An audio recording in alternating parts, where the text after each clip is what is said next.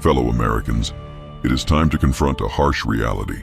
The Israeli government, under the leadership of Netanyahu, is perpetrating what can only be described as modern-day ethnic cleansing.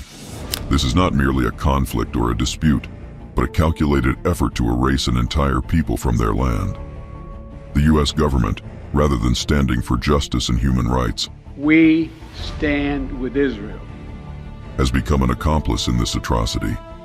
Our leaders are entangled with Zionist agendas, I am a Zionist, prioritizing political alliances over moral imperatives.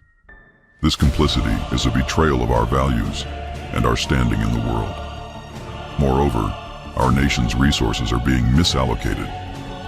Billions of dollars in foreign aid flow out, while our own country faces pressing economic challenges. It's time to demand a reallocation of these funds to rebuild America, to invest in our infrastructure, our communities, and our future. A leaked video from 2001, resurfacing now, reveals Netanyahu's cynical manipulation. He boasts about inflicting pain on Palestinians and deceiving the U.S. to subvert the Oslo Accords. He has admitted to using America's unconditional support as a shield against international backlash. Even President Trump, a staunch supporter of Israel, recognized the skewed dynamics.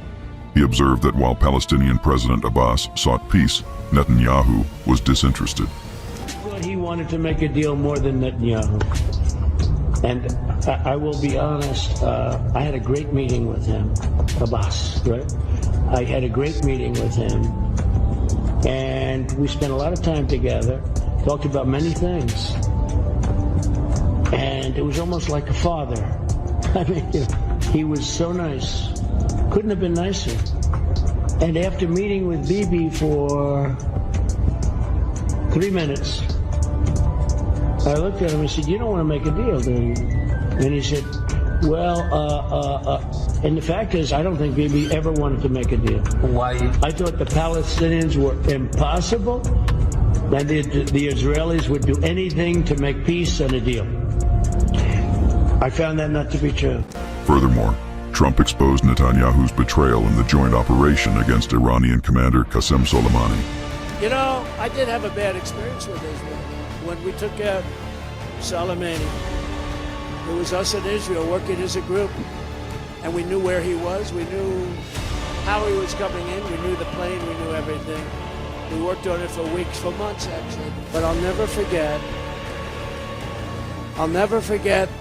that Bibi Netanyahu in Palestine, that was a very terrible thing, I will say that. So we were disappointed by that, very disappointed, but we did the job ourselves, and it was absolute precision, magnificent, beautiful job.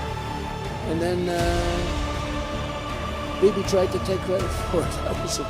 That didn't make me feel too good, but that's all right. So they got to strengthen themselves up, because they're fighting a big fort. I was saddened by the fate of the Palestinian people. They deserve a far better life. They deserve the chance to achieve their extraordinary potential.